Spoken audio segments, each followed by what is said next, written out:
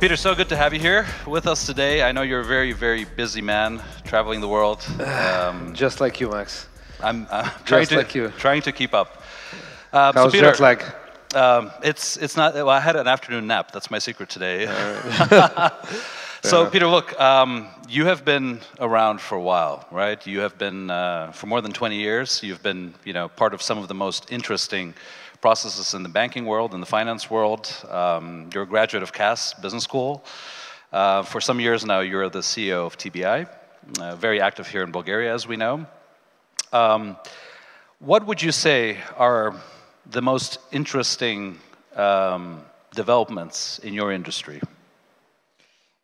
Well, that's a loaded question. I can talk about that for much longer in those few minutes that we have on that ticking clock. But actually, I was interviewing a person today who is joining our organization, and I was just we were really debating about discussing really about how the job has changed over those years, because 10 years ago, 15 years ago, banking was completely different. I mean, what you needed to know in order to be in industry. And today, really, I mean, the main change is that finance is not just anymore kind of this this big bank with big big buildings with safes where people go, they keep their money. Now, of course, everything is becoming digital and technologically driven, right? Tech-enabled, fintech, whichever way you're gonna, you kind of want to call it. So, as that has happened, basically the kind of banking and finance in general, financial services have come much closer to the consumer. So they are really kind of turning from, kind of FMCG side where in the 90s or in the noughties, it was all about kind of building the process, building production, and kind of shipping the products. Right, that part was very much about FMCG.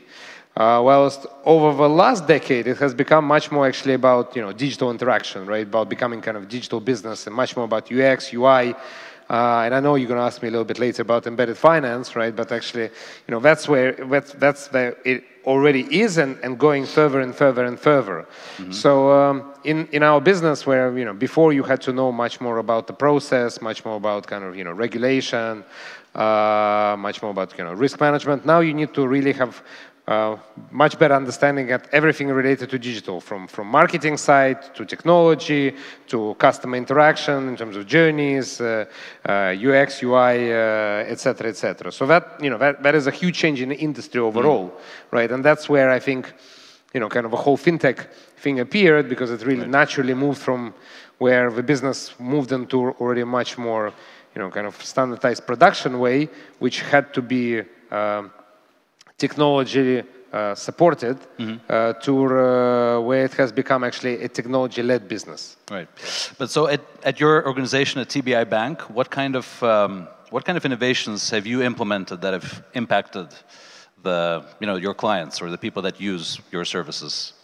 So look, I mean, in reality, I don't believe that we are, inventing a wheel, right? And here I truly believe that when I say this phrase, and I say it very often, future is here, it's just not evenly distributed, right? Mm-hmm. And you have, phenomenal examples of some financial services, and not just financial services providers.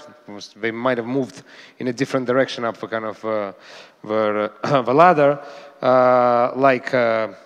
Asia is obviously a fantastic example of kind of all of Alibaba and so on, Alipay and so on. But you have fantastic banks in Kazakhstan, for example, that nobody would have ever thought of. Kaspi Bank, right? I mean, that bank, they're now public already in London, right, on London Stock Exchange, but they are just completely phenomenal. So in many ways, what we do here is we steal with pride, right? Mm-hmm. But of course, we adapt it to the needs of our customers, and we bring it much closer to the local reality, because here in general, and I believe that it's very difficult to build kind of global fintechs. You really need to be much closer to your consumer. And coming back directly to your question, so we were the first ones to implement digital onboarding on the market. We were the first ones to implement digital signatures. But all that is tools in order to actually move customers to digital services. So today, all our customers in Bulgaria, ones which are starting with journey where they just they are looking for a service which we support with point of purchase finance. As they come up their user journey, we open them IBANs, we score them on an overall limit, we provide them with our mobile app, and then mobile app, very soon, we're going to have all the daily banking services which are going to be free for the customer, right? Unlike all the banks in Bulgaria now, which are charging quite hefty, let's say, fees for basic services like accounts, like cards, maintenance, and so on, which we truly believe it should be freely available to the consumers, and they should be able to see, unless they are, in a credit bureaus, bad payers, they should be able to have a accessible limit on the go, right? That they can tap into if they need to, or if they don't need to, then they just use our mobile banking in a free way. Good. Peter, you're also a fellow investor in startups. You and I even invested in one company together.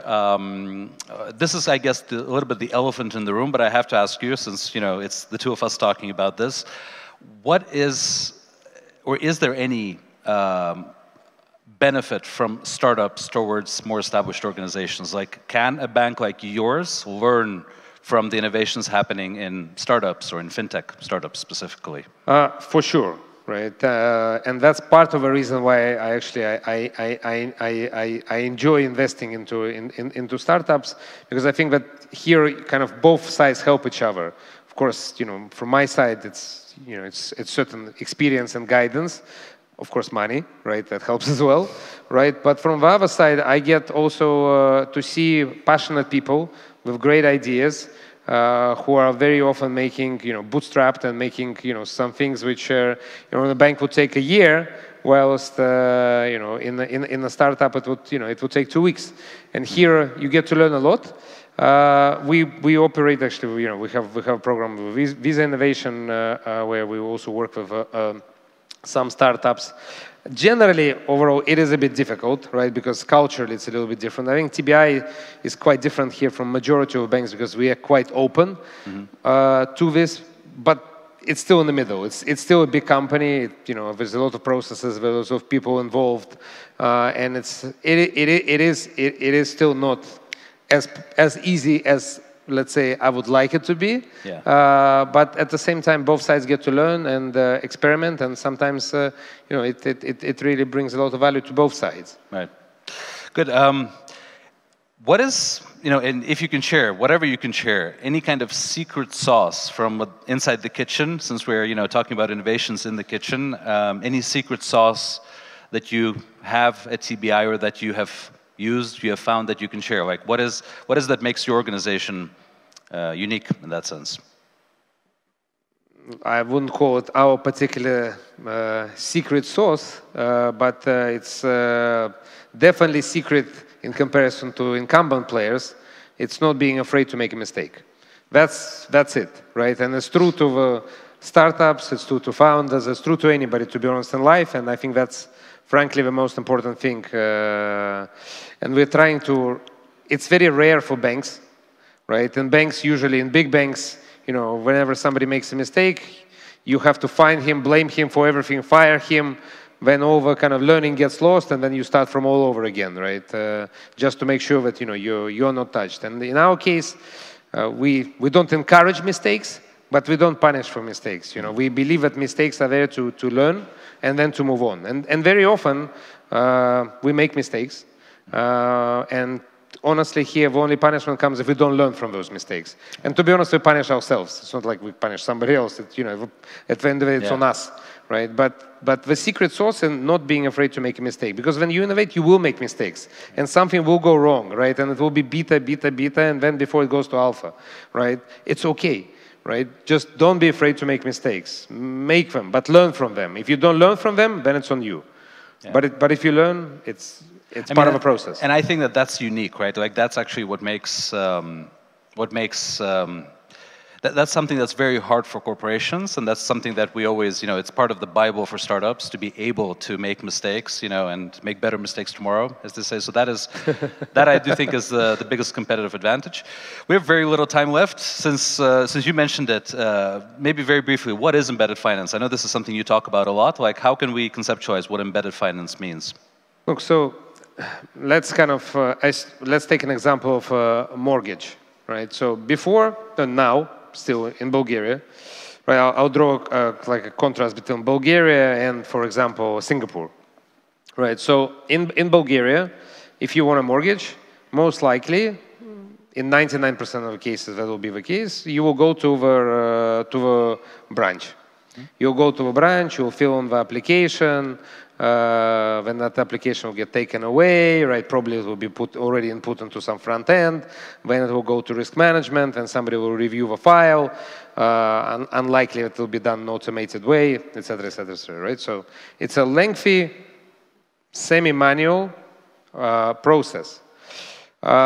If you will be doing it in Singapore, what are you going to do? You're going to go onto a website of most likely one of the biggest banks, like DBS, for example, right? One of the most advanced banks in Asia. You're going to go onto the marketplace. On that marketplace, you're going to pick out the property that you're interested in. Right there, you are going to fill in the application, which is going to basically come back to you with an answer that you're able to afford this property.